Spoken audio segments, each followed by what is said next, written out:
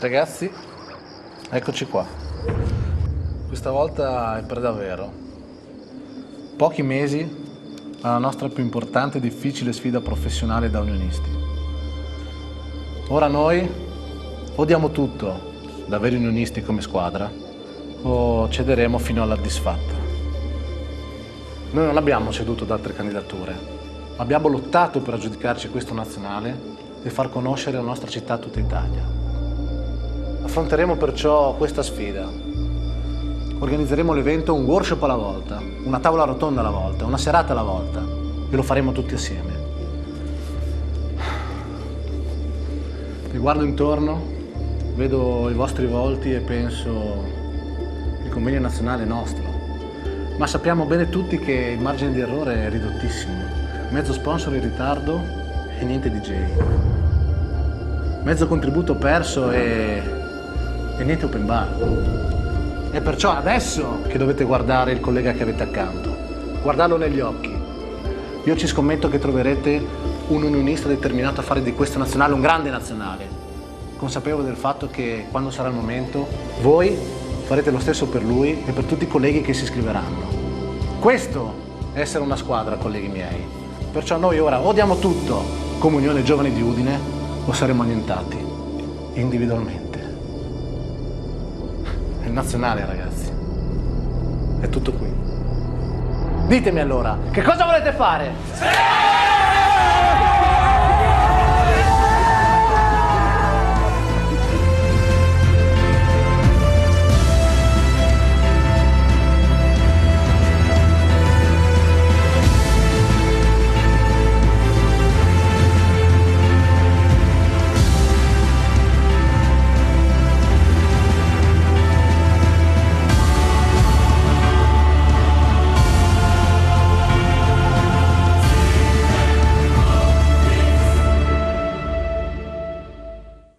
Buonasera e bentrovati a un'altra puntata di Economai FVG. Come avete visto da questo simpatico video, Udine è protagonista in questi giorni del congresso nazionale dell'Unione Giovani Commercialisti ed Esperti Contabili, un congresso che è iniziato oggi, che andrà avanti anche domani e che porterà insomma relatori di primissimo piano a confrontarsi su tematiche molto importanti. Noi, alcuni protagonisti di questo video, li abbiamo qui in studio questa sera e ve li presento subito, insomma, e con loro parleremo del ruolo del commercialista. Insomma, abbiamo titolato Largo ai giovani commercialisti, perché sono loro i protagonisti non solo del congresso che è in corso appunto qui a Udine, ma anche della vita quotidiana di tutti i giorni. Sappiamo, tutti noi abbiamo bisogno del commercialista. Vi presento subito gli ospiti di questa sera, a cominciare da Luigi Duranti, coordinatore del PNRR per il gruppo Cassa Centrale, che è un po' il main sponsor dell'evento. Buonasera. Buonasera. E buonasera alla Presidente dell'Unione Giovani Commercialisti ed Esperti Contabili di Udine, Francesca Tomada. Buonasera. E lo avete visto insomma un po' arringare nel video Matteo Balestra, che fa parte della Giunta Nazionale dell'Unione dei Giovani Commercialisti. Buonasera. E buonasera Silvia Pizzolato, membro del Comitato Scientifico e organizzatore di questo congresso. Buonasera. Bene, allora Balestra, insomma, l'abbiamo vista protagonista del video, facciamo parlare lei per primo, insomma, per raccontarci un pochino che cos'è l'Unione dei Giovani Dottori Commercialisti e poi il perché anche di questo congresso, magari lo chiediamo anche a qualcun altro, però insomma ci racconta un po' qualcosa di voi. Sì, intanto grazie per l'invito e per l'opportunità. L'Unione Nazionale Giovani Dottori Commercialisti ed Esperti Contabili è un sindacato che rappresenta circa 4.000 giovani commercialisti in tutta Italia, under 43. È suddivisa territorialmente in 14 territori, ovvero coordinamenti, e esistono nel territorio circa 115 unioni locali che hanno tutte un loro direttivo con il proprio presidente, tesoriere, vicepresidente, segretario e componenti del direttivo. Noi facciamo parte del coordinamento del Triveneto. A livello di Friuli Venezia Giulia ci sono due unioni, quella di Udine, di cui sono stato presidente prima della dottoressa Tomada, e quella di Pordenone. Il Triveneto poi esprime due membri nazionali della Giunta, che in questo caso sono appunto uno io e l'altro è il dottor Savio dell'Unione di Padova. E la Giunta infatti diciamo che è il consiglio apicale di questa di questo sindacato ed è composto da 18 membri, di cui 15 delegati e 3 proboviri, che arrivano da tutti i territori, cercando di rispettare quello che è appunto l'ordine territoriale nord, centro e sud. Il nostro presidente nazionale è il dottor De Lise Matteo dell'Ordine di Napoli. E cosa facciamo noi? Sostanzialmente noi appunto facciamo un'attività sindacale, quindi tuteliamo quelli che sono i diritti dei giovani commercialisti che si affacciano a questa professione. Cerchiamo appunto di essere molto sensibili alla professione appena è iniziata. Ma non solo, noi svolgiamo anche un'attività politica forte, abbiamo costantemente rapporti con ministri, con l'amministrazione pubblica, e devo dire che in questo ultimo anno e mezzo, anno in cui il nostro Consiglio nazionale è stato ai noi commissariato, l'Unione Nazionale ha un po' svolto quella funzione politica e di rappresentanza della categoria che non si è potuta avere a livello nazionale. Giusto per farvi capire, leggo i numeri che abbiamo insomma, di cose che abbiamo fatto in questo anno e mezzo, da quando ovvero è iniziato il mandato del Presidente De Lise. 44 comunicati stampa, di cui 2 comunicati congiunti, 12 documenti, di cui un contributo per l'audizione alla Camera per la Commissione permanente delle attività produttive del commercio e del turismo, 10 proposte di emendamenti, 50 lettere, una lettera congiunta, 32 webinar per un totale di 259 ore di formazione erogate nel corso del 2021 a un numero di 7.793 partecipanti accreditati. Quindi, come avete capito, noi oltre a tutto questo facciamo anche formazione. Inoltre è stato approvato, grazie anche all'aiuto del senatore De Bertoldi, quello che è il DL malattia per i professionisti, e abbiamo adesso insomma, proposto la legge sui contributi per l'aumento dei costi energetici, che questi vengano poi sostanzialmente trasformati in crediti d'imposta. Questa è un po' quella che è la nostra attività, che poi sostanzialmente si riassume in 4 appuntamenti fondamentali: 2 forum durante l'anno che si svolgono a dicembre e a luglio, e un convegno che si svolge a ottobre, e un congresso che è appunto quello che organizziamo noi qua a Udine e di cui insomma, siamo orgogliosi. Lo chiediamo alla Presidente Tomada, insomma, il perché di questo congresso, insomma, poi tra l'altro anche il vanto di poterlo ospitare qui nella nostra regione, nella città di Udine soprattutto. Certo, allora l'Unione Giovani a Udine è presente dal 1985, quindi è da parecchi anni ed è molto attiva fa molta attività nei confronti dei propri associati, attività formativa, di networking e anche un'attività informativa per avvicinare i giovani studenti delle scuole secondarie e anche universitari alla professione del dottore commercialista e a far conoscere la realtà degli studi professionali. Ci siamo candidati nel 2019 ancora ad ospitare questo evento nazionale e ovviamente poi la pandemia ha rallentato tutto e finalmente oggi e domani ci sarà questo evento che porterà in città oltre 1 migliaio di dottori commercialisti da tutto il territorio nazionale. L'argomento che è stato scelto è quello della finanza d'impresa e abbiamo scelto questo tema proprio per poter rivolgerci ai giovani professionisti su una materia, su un'area di specializzazione particolarmente importante per il futuro dei giovani.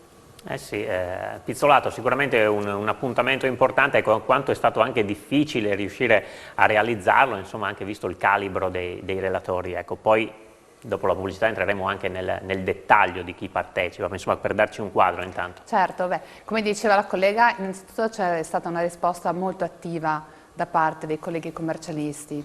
Il congresso nazionale fa parte, appunto, come diceva Matteo Balestra, di uno dei 2 eventi che con cadenza annuale viene organizzato dall'Unione Giovani e dalla Fondazione Centro Studi dell'Unione Giovani. Perché è un evento molto importante? Perché in queste occasioni i giovani hanno l'opportunità di salire sul palco e presentare le loro idee, le loro proposte per migliorare la professionalità, ma anche per, diciamo, accrescere la nostra immagine di categoria professionale. E questo lo dico perché? Perché il congresso è un momento non soltanto di formazione, ma un momento anche di politica di categoria. Quindi il tema di questo congresso è stato pensato proprio in questa direzione. Gli eventi attuali, sia economici che politici, soprattutto negli ultimi mesi, hanno posto molto l'attenzione sull'importanza di una finanza che sta diventando sempre più straordinaria nel termine delle misure che si stanno adottando. E per questo abbiamo deciso in maniera forte di puntare come focus del congresso su questo argomento. L'adesione, come le dicevo, è stata molto molto sentita sia a livello dei colleghi territoriali sia a livello dei colleghi nazionali. Infatti questo migliaio di commercialisti proviene da tutta Italia e si tratta di una grande opportunità per aprire un tavolo di trattative a livello politico di categoria, ma per aprire anche ad uno sguardo di quelle che saranno le future strategie imprenditoriali e del mondo finanziario a supporto dello sviluppo della società, che rimane comunque il nostro obiettivo primario. Grazie, intanto allora ci fermiamo per la prima pausa pubblicitaria, poi ritorniamo a parlare insieme ai nostri ospiti e affrontiamo anche alcune tematiche che sono state toccate oggi proprio dal congresso che è in corso al Teatro Nuovo Giovanni da Udine. A tra poco. Seconda parte di Economai FVG, lo abbiamo raccontato nella prima parte di trasmissione, in corso a Udine. Oggi e domani il congresso dell'Unione dei Giovani Commercialisti ed Esperti Contabili, il congresso nazionale. Qui abbiamo alcuni ospiti che ci stanno illustrando insomma quelle che sono le tematiche che sono state toccate, quelle che si toccheranno anche nella giornata di domani. Presidente Tomada, insomma, fondamentale il ruolo del dottore commercialista nella finanza d'impresa, che è un po' il focus che avete scelto per questa edizione del congresso. Qual è il ruolo oggi del dottore commercialista, diciamo, in questo settore? Allora, l'argomento che abbiamo scelto appunto vuole andare a focalizzarsi sulla figura del dottore commercialista nella finanza d'impresa. Finanza declinata in varie accezioni, quindi dalla finanza sostenibile alla finanza innovativa, alla finanza tradizionale e infatti la prima tavola di oggi si è proprio occupata di PNRR. Nella giornata di domani i lavori proseguiranno parlando di finanza alternativa e finanza sostenibile. I relatori di primario standing saranno importanti esponenti del mondo politico, imprenditoriale, anche della nostra regione e ovviamente del settore bancario. E il ruolo del dottore commercialista, soprattutto in un territorio come il nostro, caratterizzato da piccole e medie imprese, assume una veste molto importante come anello di collegamento tra le importanti risorse messe a disposizione in questo momento dall'Unione Europea e il mondo imprenditoriale.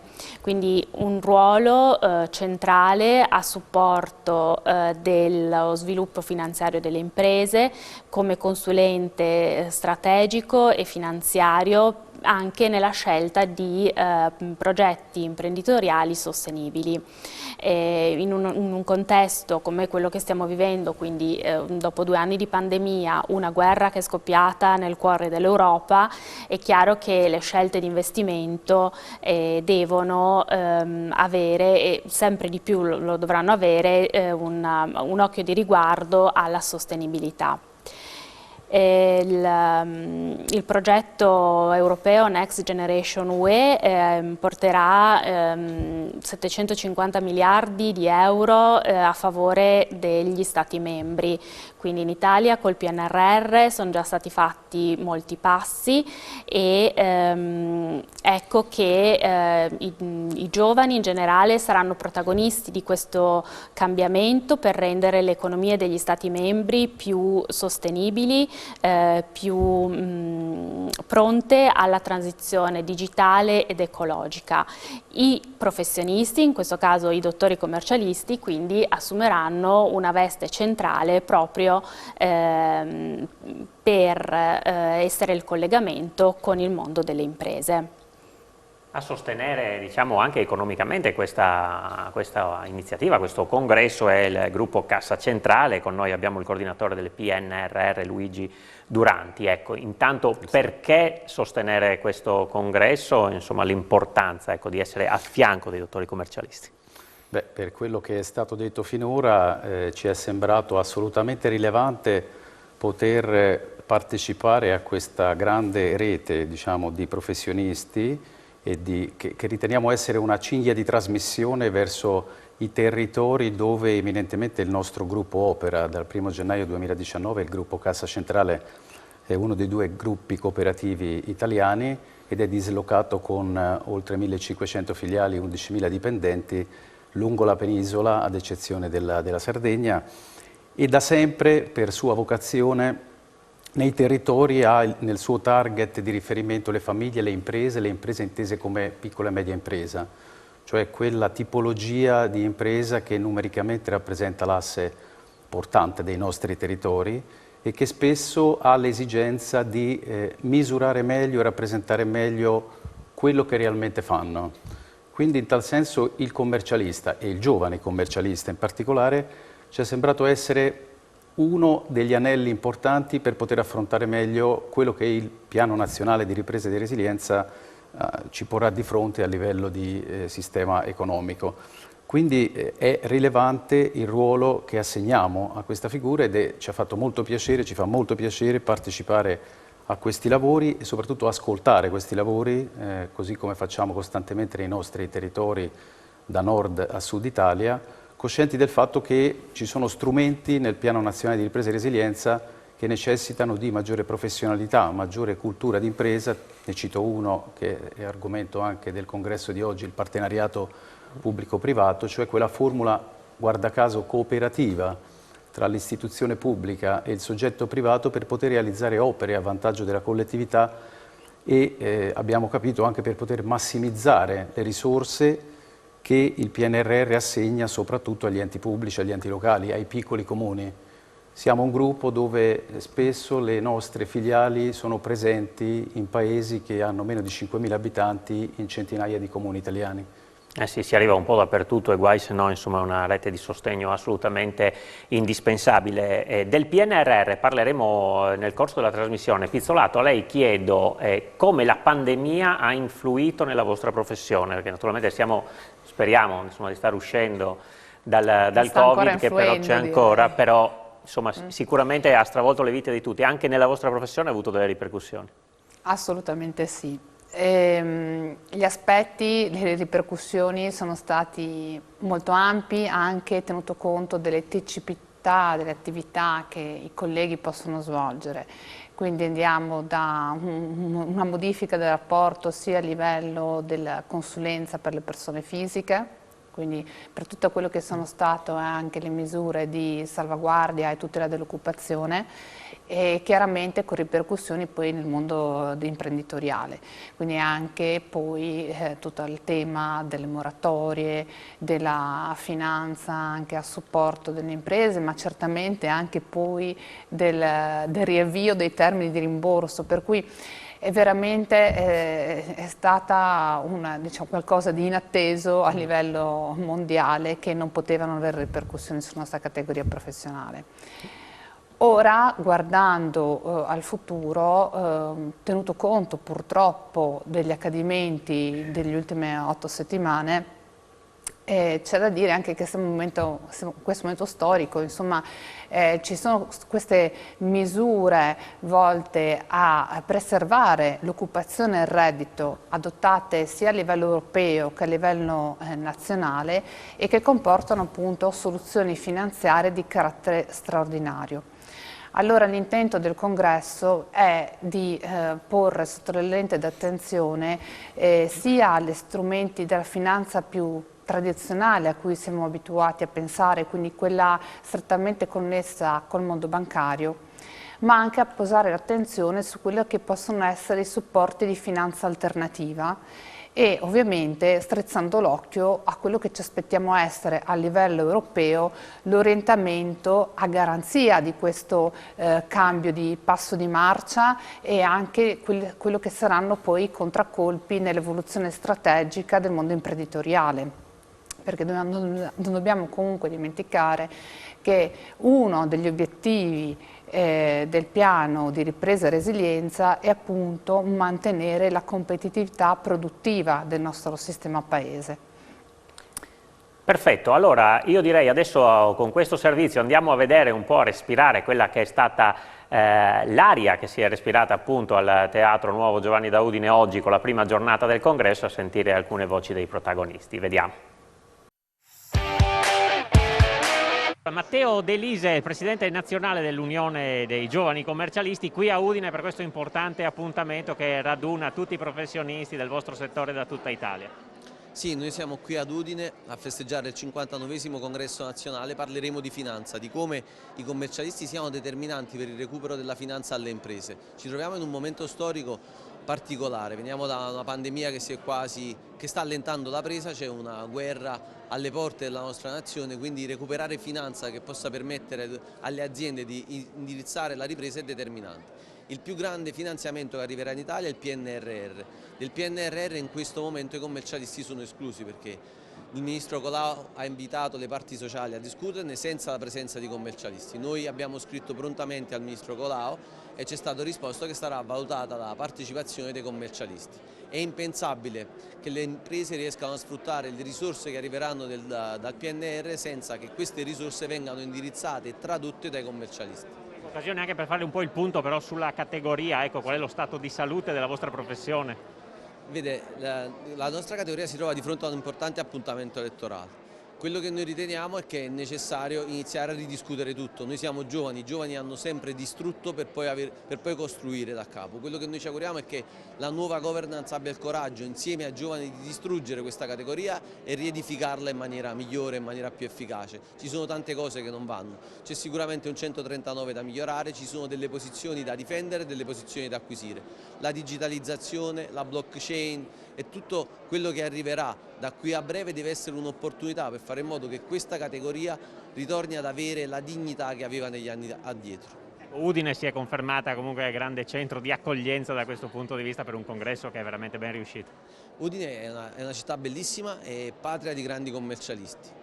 Di Udine forse è l'ultimo grande presidente illuminato del Consiglio nazionale, Claudio Siciliotti. Noi in giunta abbiamo Matteo Balestra, che è motore pulsante di tutte quelle che sono le nostre attività, quindi non poteva esserci un momento più giusto per venire a Udine e ripartire.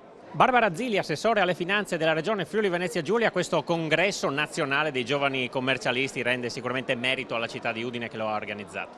Alla città di Udine e alla regione tutta, perché dimostriamo ancora una volta che le sfide che si vogliono cogliere si possono anche vincere, e credo che il plauso vada dato alla Presidente dei giovani commercialisti di Udine per questa organizzazione importante e attraverso di lei a tutta la categoria dei giovani che scelgono ancora di aprire una partita IVA, di mettersi appunto in gioco in un momento di grande difficoltà, ma che sono coloro i quali con competenza, preparazione e determinazione aiutano a costruire le nostre aziende per il futuro e a dare dei servizi che sono sempre più all'avanguardia.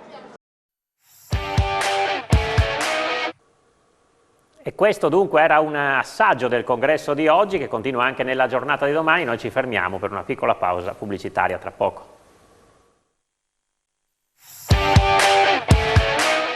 Ancora insieme con Economai FVG, protagonisti della trasmissione i giovani commercialisti che stanno dando vita in questi 2 giorni al congresso nazionale ospitato proprio qui a Udine. Balestra, a lei chiederei insomma 2 punti molto importanti, finanza sostenibile e il merito creditizio, sicuramente sono 2 capisaldi possiamo dire, ecco. Sì, assolutamente sono 2 cose legate tra loro.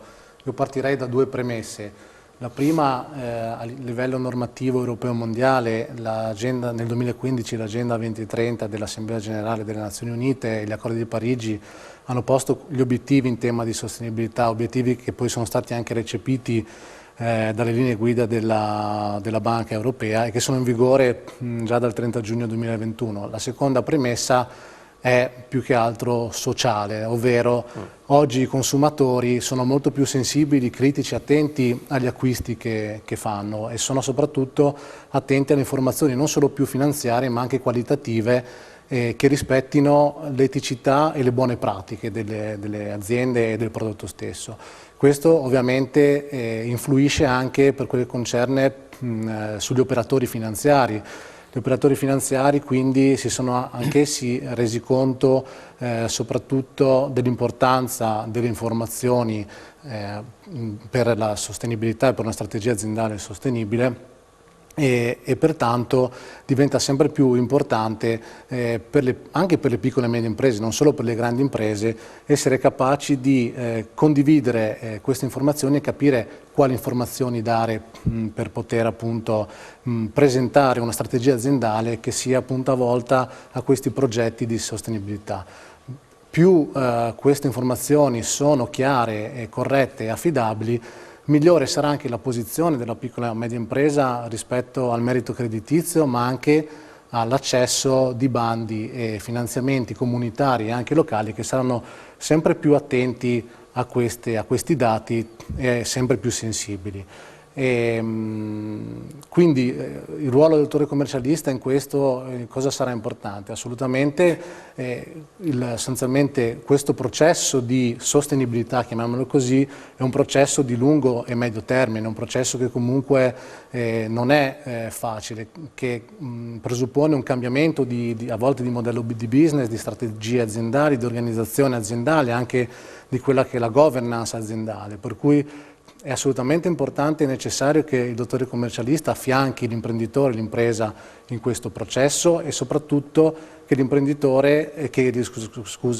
dottore commercialista sia quello che sappia consigliare l'imprenditore su quali informazioni dare, ma soprattutto che sia il garante dell'affidabilità di queste informazioni.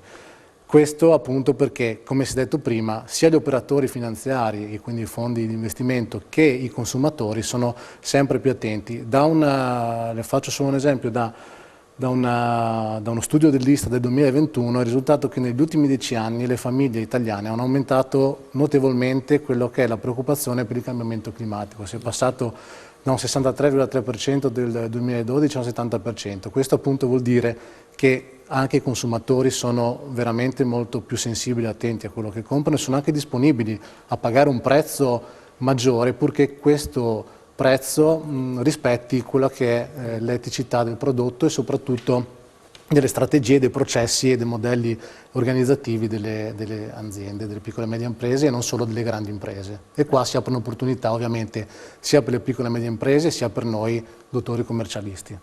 Sì, insomma, sicuramente il cambiamento climatico già da alcuni anni insomma, è all'attenzione di molti. Quello che sta succedendo nel mondo con la guerra tra Russia e Ucraina ce lo ha insegnato, quanto sia anche importante trovare delle energie pulite, diverse, alternative rispetto al gas russo, che naturalmente ci sta condizionando la vita. È vero questo, chi eroga credito, chi elargisce i finanziamenti oggi sta molto anche attento ad aiutare, diciamo così, aziende che siano particolarmente sensibili da questo punto di vista?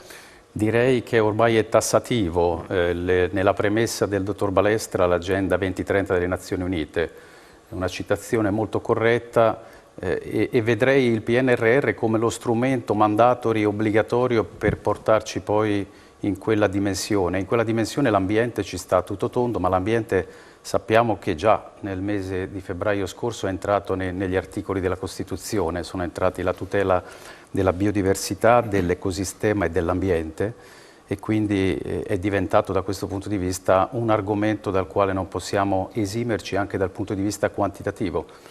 Detto ciò, le banche, noi anche come gruppo bancario, abbiamo già internalizzato nei nostri sistemi di valutazione, lo stiamo facendo sempre di più, quello che è la qualificazione del profilo dal punto di vista ambientale e non soltanto, anche di sostenibilità, di governance, come diceva il dottor Balestra, delle attività di impresa e per fare questo ci siamo proprio calati nella misurazione di alcuni parametri che di fatto poi anche l'Unione Europea attraverso un regolamento ha definito, è uscita la tassonomia UE su quelle che sono le attività diciamo, economiche e ritenute sostenibili, e quindi da questo punto di vista, oltre a un rating classico che l'azienda riceve per il fatto di svolgere la sua attività in contesti di mercato più differenti, c'è anche un rating ormai ambientale che viene assegnato a rischio d'impresa.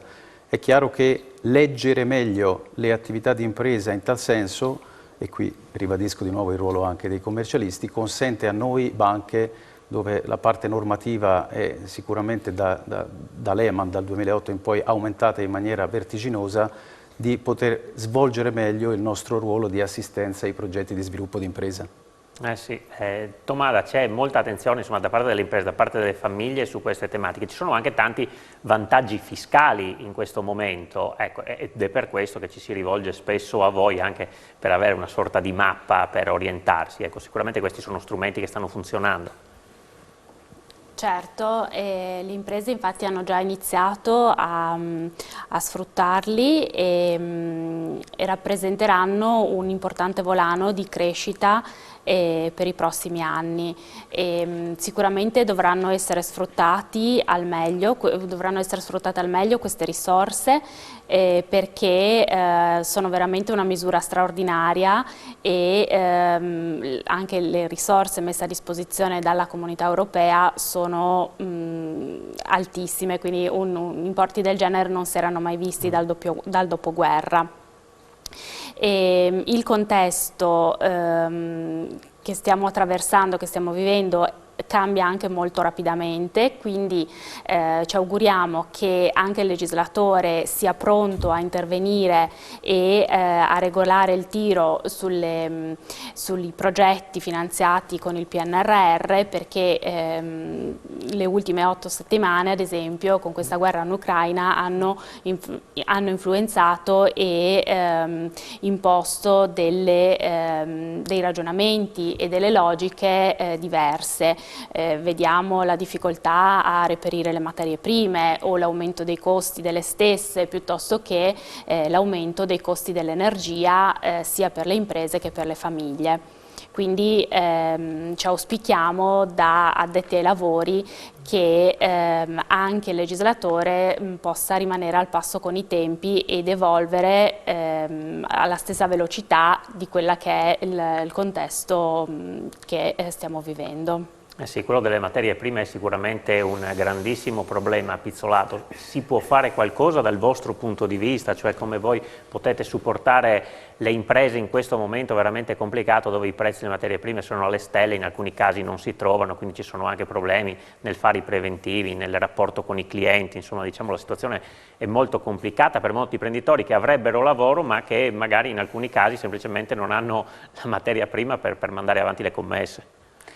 Allora guardi, io ritengo che sia opportuno comunque come professionista mantenere ben presente quali sono i confini della nostra attività, quindi quello a cui noi siamo chiamati a supporto delle imprese, degli individui, e quello invece per il quale non possiamo fare alcunché se non dare una corretta informazione a tutti i soggetti che possono essere coinvolti e interessati. Riprendendo un po' il tema della sostenibilità collegato comunque a questo argomento, credo che sia un passaggio fondamentale sottolineare che la sostenibilità significa anche un'espressione da parte dell'azienda di quali sono i rischi a cui può essere esposta la propria attività. Cosa significa questo? Significa che innanzitutto ci vuole una trasparenza informativa che è nostro dovere come professionisti garantire a beneficio del sistema economico, a beneficio del sistema finanziario, e quindi abbiamo un ruolo di garante. L'altro tema è chiaramente legato a come comunicare l'informazione, quindi c'è necessità, credo, e questo possa essere rilevato anche dal sistema bancario, di definire quali sono gli standard di riferimento nella comunicazione con i soggetti. Quindi, venendo al punto, ad esempio, inerente la necessità, che sarà inevitabile, di un cambio dei rapporti di fornitura, quello che veniva probabilmente acquistato dai paesi dell'est, dell'Ucraina, che non necessariamente potevano essere prodotti originari del territorio, ma che magari avevano a loro volta un passaggio transnazionale attraverso l'Ucraina, dovranno essere sostituiti. A discapito di cosa? Potrebbe essere il prezzo, potrebbe essere la qualità, potrebbe essere la sostenibilità.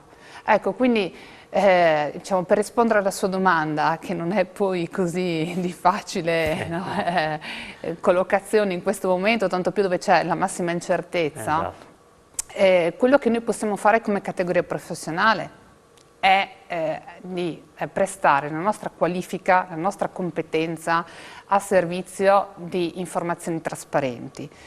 Dall'altro lato, a livello di politica di categoria, possiamo investire affinché la definizione di adeguati standard ci veda partecipi e quindi come attori principali anche nella definizione di parametri che riteniamo più corretti per una corretta informativa, e assumere quindi poi, diciamo, un ruolo consapevole e responsabile di garante delle informazioni anche nei confronti degli istituti finanziari.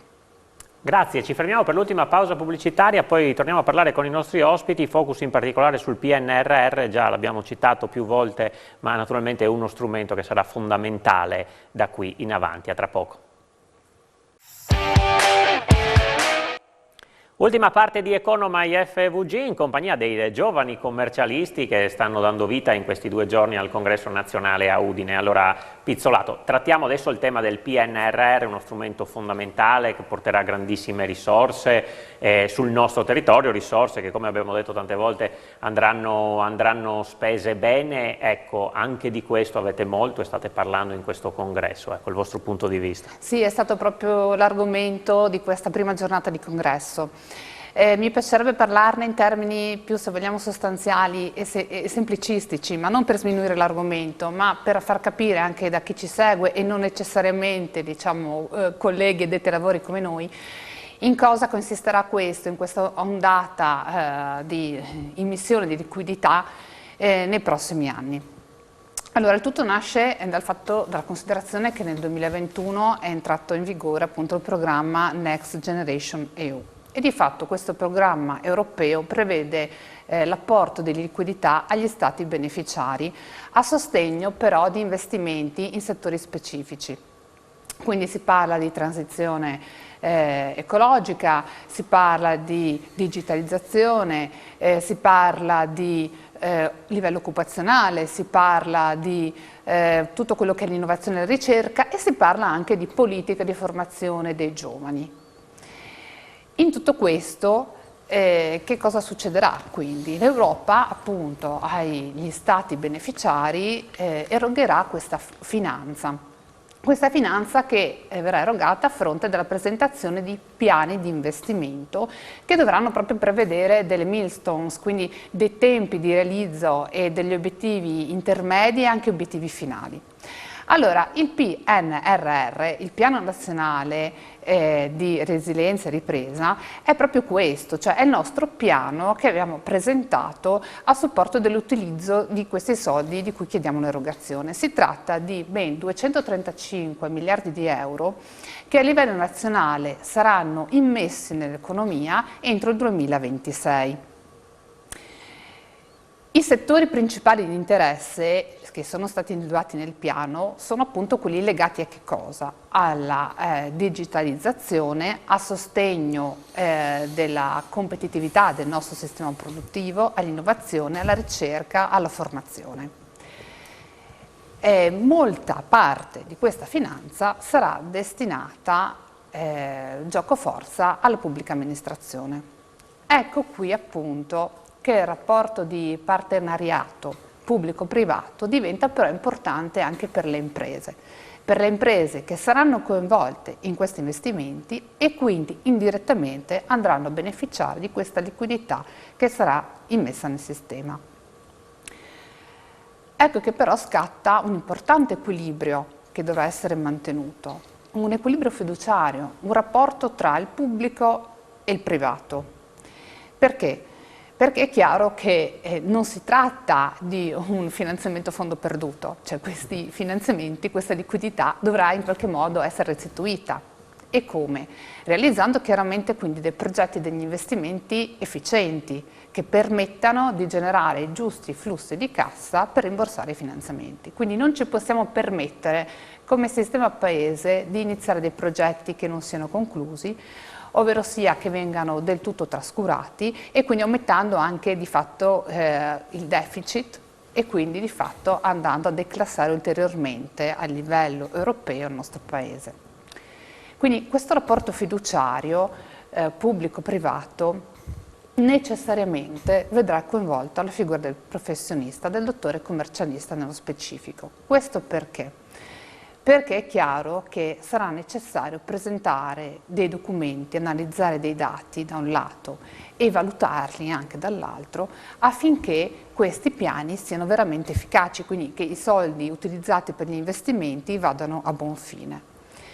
E noi non è che vogliamo, diciamo, forzatamente prenderci un ruolo in questo delicato equilibrio, ma necessariamente saremo chiamati in causa come responsabili, perché la nostra attività è proprio quella di esaminare come aziendalisti gli equilibri economico-patrimoniali, gli equilibri finanziari, quindi la capacità di generare cassa degli investimenti, e poi siamo esperti di governance, quindi anche dovremo accompagnare gli attori, i protagonisti nella definizione delle modalità anche contrattuali più opportune affinché questi progetti, questi investimenti abbiano effettivamente un obiettivo di sviluppo sociale.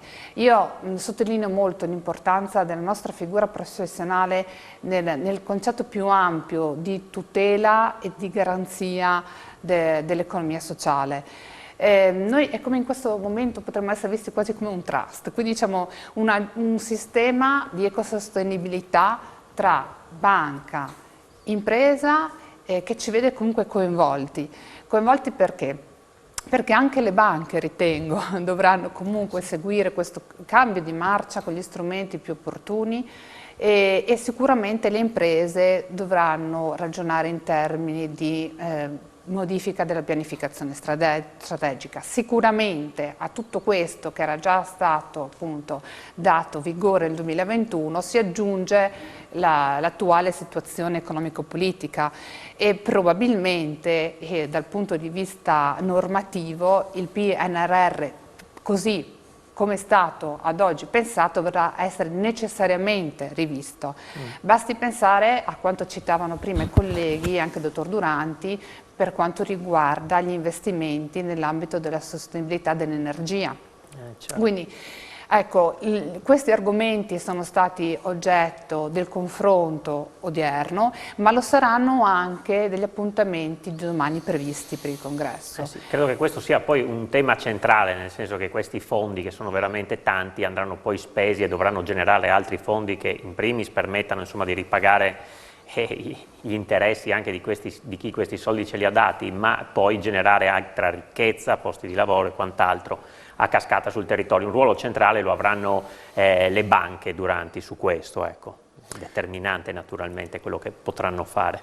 Certamente, riallacciandomi alle parole della dottoressa Pizzolato, potrei dire che il tempo è la variabile forse fondamentale per cui ci troviamo a parlare del PNRR, perché oltre ben il 70% degli impegni di spesa ad oggi dovrebbero essere realizzati entro la fine del 2023. Quindi tempi molto ristretti a fronte di progetti che in estrema sintesi sono un po' un piano keynesiano sul paese, nel senso che si va ad agire soprattutto sulle infrastrutture, in termini digitali, in termini green, ma sulle infrastrutture. Quindi in tal senso è molto importante la qualificazione di questi progetti, di questi investimenti. Il partenariato, lo abbiamo sentito oggi, è uno degli strumenti, tra l'altro ribadito dal decreto 77 del 2021, il decreto semplificazioni, che sostanzialmente contiene le regole di attuazione nella cabina di regia del Piano Nazionale di Ripresa e Resilienza. Ma vorrei dire di più, la nostra campagna di comunicazione sul Piano Nazionale di Ripresa e Resilienza è un faro. Perché è stato scelto il faro? Non a caso, perché probabilmente in un contesto come quello poco fa descritto oserei dire, di tempesta perfetta, per cui dopo il Covid, la guerra, lo stress sulle materie prime, l'energia che rappresenta uno dei costi cardine di tantissime attività, si pensi a tutta la manifattura, che non sappiamo le aziende ma anche le banche come pianificare per il prossimo biennio, triennio, Di fronte a questo sicuramente il Faro è in grado di tracciare la rotta, è quello che vogliamo fare nei nostri territori, ovviamente con il supporto dei consulenti, ma soprattutto coscienti del fatto che anche l'impegno può essere un impegno effettivamente di filiera, un impegno di filiera che veda gli enti locali e i soggetti privati dialogare per passare da un'ottica, se vogliamo dirla, di costruire per vendere ad un'ottica di ideare per realizzare e gestire. Quindi è proprio un paradigma diverso, per cui è sicuramente, possiamo dirlo, uno strumento anche culturale, di progresso, no? Di visione verso il futuro, anche se poi in estrema sintesi è un extra budget del bilancio dell'Unione Europea, ma in relazione al tempo e alla modalità, cioè un grande bando a gestione diretta sullo Stato nazionale, sullo Stato italiano, implica necessariamente il rispetto di regole, ma soprattutto l'adozione di elevate professionalità. E le piccole e medie imprese sono quella fascia di imprese che probabilmente ha più bisogno di qualificare meglio tutta la parte finanziaria, perché da indagini anche svolte, insomma anche direttamente noi sui territori, capiamo che la grande impresa sa come dialogare col sistema bancario, forse la parte alta del sistema finanziario ha anche già codificato i numeri delle grandi imprese, i loro piani progettuali e sa come agire.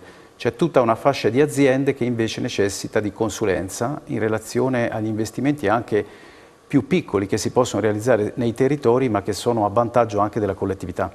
Eh sì, aggiungo io anche un'occasione veramente da non perdere. Balestra, voi sicuramente sul PNRR avete molto da dire, come siete coinvolti anche a livello dei tavoli nazionali, ecco, su questa tematica?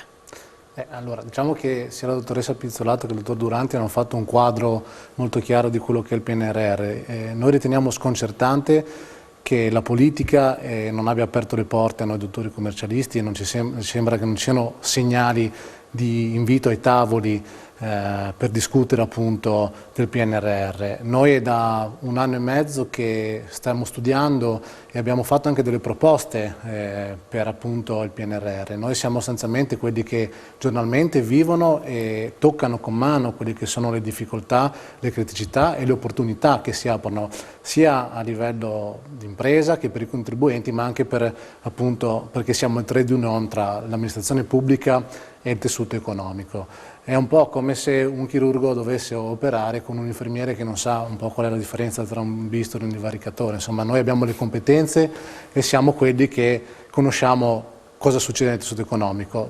Quello che mi sono dimenticato di dire prima è che a livello di Unione noi abbiamo 36 commissioni di studio a cui partecipano tutti i giovani, tanti giovani colleghi da tutta Italia, che appunto si trovano per studiare e proporre quelli che sono i miglioramenti anche alla politica. Ecco, noi ci siamo stati, non siamo stati ascoltati, vorremmo esserci perché noi siamo quelli competenti e quelli che sostanzialmente vivono ogni giorno le problematiche delle aziende e dei contribuenti. E questo è assolutamente vero. Siamo quasi in chiusura. Presidente Tomada, lei ha il compito insomma, di ricordare un po' quelli che sono gli appuntamenti, intanto per domani, insomma, giorno conclusivo del congresso, e poi avete allestito anche degli eventi collaterali.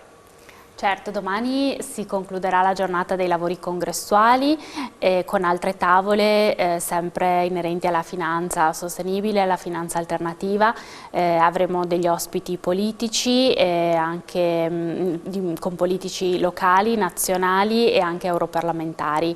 La giornata di sabato mattina poi vedrà coinvolti i presidenti delle varie unioni locali in un'assemblea che si terrà in sala Iace.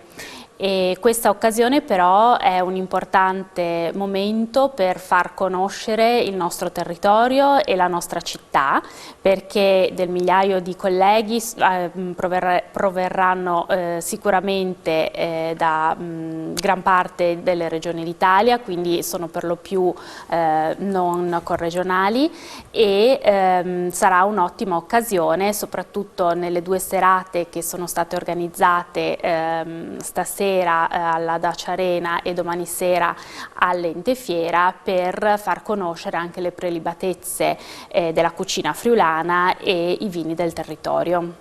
Sì, occasione buona anche per mettere in vetrina il nostro territorio. Grazie e complimenti per aver realizzato e portato qui da noi un evento così importante. Ringrazio Luigi Durandi, Francesca Tomada, Matteo Balestra e Silvia Pizzolato per essere stati con noi questa sera e in bocca al lupo anche per i lavori di domani. Finisce qui questa puntata di Economy FVG, grazie anche a Simone Carmaschi e Martina Beraldo in regia. L'appuntamento con Economy FVG è per giovedì prossimo. Arrivederci.